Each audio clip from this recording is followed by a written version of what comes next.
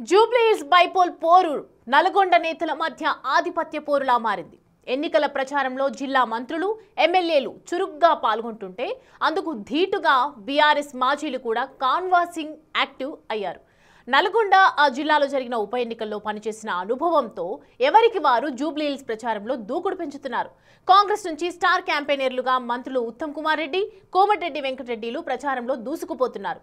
మరోవైపు బీఆర్ఎస్ నుంచి మాజీ మంత్రి, సూర్యాపేట ఎమ్మెల్యే జగదీష్ రెడ్డి, ఎమ్మెల్సీ శ్రావణ్ తమదైన ప్రభావం చూపించే ప్రయత్నం చేస్తుండటం ఆసక్తి రేపుతోంది. జూబ్లీహిల్స్ ఉప ఎన్నికను అధికార కాంగ్రెస్, ప్రతిపక్ష బీఆర్ఎస్లు ప్రతిష్టాత్మకంగా తీసుకున్నాయి. సిట్టింగ్ సీట్ను కాపాడుకోవాలని బీఆర్ఎస్, గెలిచి ఆధిపత్యాన్ని ప్రదర్శించాలని అధికార కాంగ్రెస్ పోటాపోటీగా తలపడుతున్నాయి. ఆ క్రమంలో ప్రచార పర్వం ముగియనున్న నేపథ్యంలో ఎవరికి వారు స్పీడ్ పెంచారు. అందులో భాగంగా జూబ్లీహిల్స్ ఉప ఎన్నిక ప్రచారంలో ఉమ్మడి నల్గొండ జిల్లాకు చెందిన నేతలు సందడి చేస్తున్నారు. ప్రచార పోరులో ఉమ్మడి నల్గొండ జిల్లా కాంగ్రెస్, బీఆర్ఎస్ నేతల నడుమ పొలిటికల్ ఫైట్ జరుగుతోంది.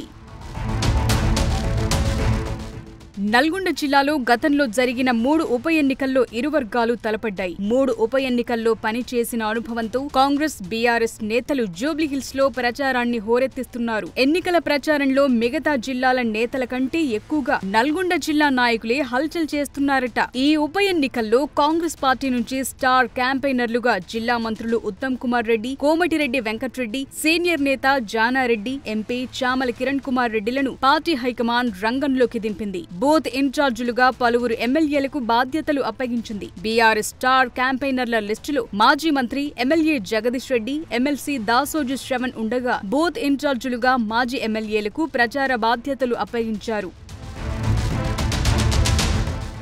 నల్గొండ జిల్లాలో గతంలో జరిగిన 3 ఉప ఎన్నికల్లో హుజూర్ నగర్, నాగార్జున సాగర్, మునుగోడుల్లో అధికార బలంతో బీఆర్ఎస్ విజయం సాధించింది. ఇప్పుడు జూబ్లీహిల్స్ వేదికగా నల్గొండ జిల్లా కాంగ్రెస్ నేతలకు ప్రతీకారం తీర్చుకునే అవకాశం దక్కిందట. అప్పుడు జరిగిన ఉప ఎన్నికల్లో జానారెడ్డి, పద్మావతి, పాల్వాయి శ్రవంతిని ఓడించడంలో అప్పటి బీఆర్ఎస్ ఎమ్మెల్యేలు, మంత్రి జగదీష్ రెడ్డి అధికార బలంతో కీలకంగా వ్యవహరించారు. మళ్లీ జూబ్లీహిల్స్ ఎన్నికల్లో ఇదే టీం రంగంలోకి దిగింది. ఉప ఎన్నికల్లో ఆరితేరిన బీఆర్ఎస్ మాజీలకు అధికారంలోకొచ్చాక బైపోల్ ఎదుర్కొంటున్న జిల్లా మంత్రులు, ఎమ్మెల్యేలకు మధ్య హోరాహోరీ పోటీ జరుగుతుందట.